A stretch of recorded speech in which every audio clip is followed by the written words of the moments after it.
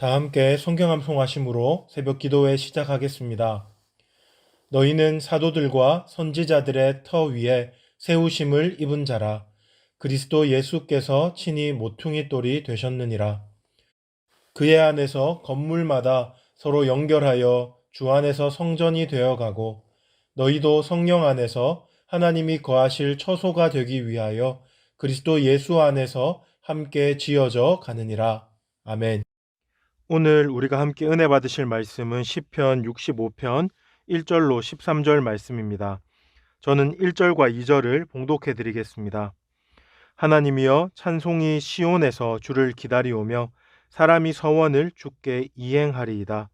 기도를 들으시는 주여 모든 육체가 주께 나아오리이다. 오늘 우리가 함께 살펴볼 시편 65편에는 다윗의 시 인도자를 따라 부르는 노래라는 표제가 달려 있습니다.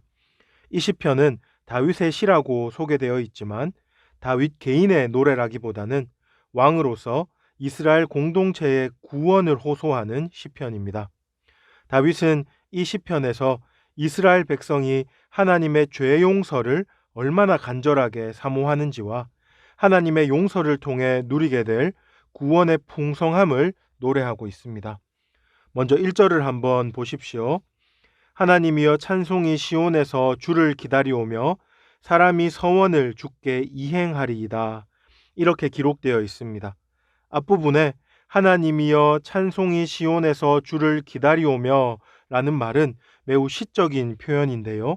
이 부분은 당신을 향한 침묵이 찬송입니다. 하나님이여 시온에서 라고 직역할 수 있습니다.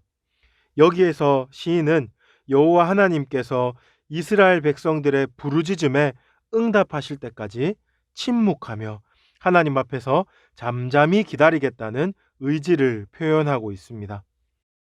그리고 이어서 사람이 서원을 주께 이행하리이다 라는 말씀은 하나님께서 우리의 부르짖음에 우리의 간구에 응답하시면 우리가 하나님께 드렸던 그 약속을 반드시 지키겠습니다 라는 그들의 강한 결단을 노래하고 있는 것입니다. 그런가 하면 2절에서는 그들의 이러한 간절한 기도를 좀 더 일반화시켜서 다시 한번 하나님께 아뢰입니다. 2절을 한번 읽어보겠습니다.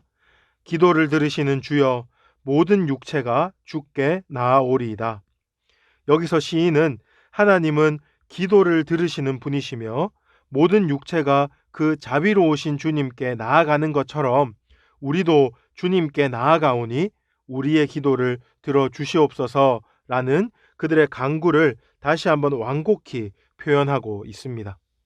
그렇다면 그들이 지금 이토록 하나님 앞에 간곡히 구하는 기도의 제목은 무엇입니까? 그것은 3절에 등장하는데요. 3절을 한번 보십시오. 죄악이 나를 이겼사오니 우리의 허물을 주께서 사하시리이다. 이 말씀을 복잡하게 해석하지 않아도 우리는 지금 시인이 하나님 앞에서 죄 용서를 구하고 있다는 것을 알 수 있습니다.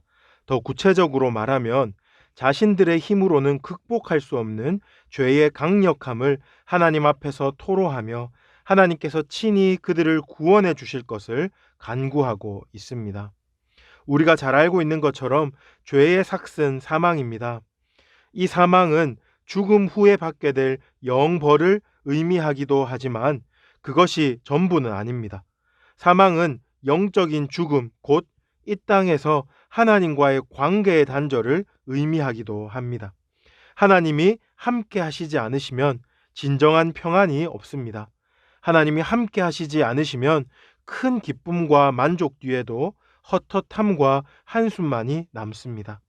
하나님으로부터 오는 풍성한 은혜와 위로가 없는 삶은 그 자체가 고통이라는 것입니다. 그렇기 때문에 우리는 지금 다윗이 이스라엘을 대표해서 하나님께 간구하는 이 죄 용서의 기도가 얼마나 중요한지 절실한 것인지 잘 알 수가 있습니다. 이렇게 다윗은 하나님께 죄 용서를 구하며 4절에서 죄 용서의 아름다움을 노래합니다. 4절 한번 보십시오. 주께서 택하시고 가까이 오게 하사 주의 뜰에 살게 하신 사람은 복이 있나이다. 우리가 주의 집 곧 주의 성전의 아름다움으로 만족하리이다. 여기서 주의 뜰과 주의 성전이 등장하는데요. 이것은 모두 속죄 제사와 연관이 있는 장소입니다. 다윗은 이 두 장소를 언급하면서 죄 용서의 아름다움과 주께 용서받은 자의 복됨을 노래하고 그것을 간절히 사모하고 있는 것입니다. 이렇게 하나님의 죄 용서를 간구한 그는 이제 5절부터 13절에 이르기까지 하나님의 용서하심을 통해 얻게 될 구원의 풍성함을 노래합니다. 먼저 5절에서 다윗은 하나님을 우리 구원의 하나님이여 라고 부르고 있습니다. 이렇게 부르면서 하나님께서 구원을 베푸시는 분이시라는 것을 다시 한번 확신하고 있습니다. 그리고 이어서 하나님의 구원의 부요함을 잘 설명해 주는 아주 중요한 세 단어를 언급하며 기도하는데요. 우리가 그 세 단어를 이 새벽에 한번 살펴보기를 원합니다. 첫 번째 단어는 바로 6절에 등장하는 권능입니다. 하나님의 구원 안에는 풍성하신 권능이 있습니다. 그 권능으로 하나님께서는 마치 힘으로 산을 세우시듯 바다 물결을 진정시키시듯 하나님의 백성을 흔들리지 않게 지켜주시는 것입니다. 그런가 하면 두 번째 단어는 9절에 등장하는 돌보심입니다. 이 돌보다라는 히브리어 단어를 풀어보면 무언가를 세심하게 살펴보고 꼼꼼히 관리한다라는 의미가 담겨 있습니다.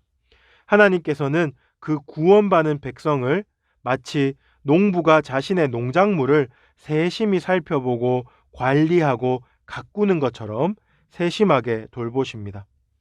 마지막으로 세 번째 단어는 11절에 등장하는 은택이라는 단어입니다.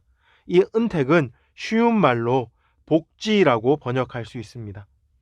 하나님은 그 백성을 사망에서 생명으로 옮기시는데 그분이 주시는 생명은 다만 숨이 붙어 있는 어떤 생존의 상태가 아니라 하나님으로부터 오는 풍성한 복지를 경험하는 즐겁고 생명력 있는 삶이라는 사실을 우리가 오늘 이 본문을 통해서 알 수 있습니다. 사랑하는 성도 여러분, 저는 우리 성도님 모두가 하나님으로부터 오는 이런 풍성한 구원을 누리기를 바랍니다.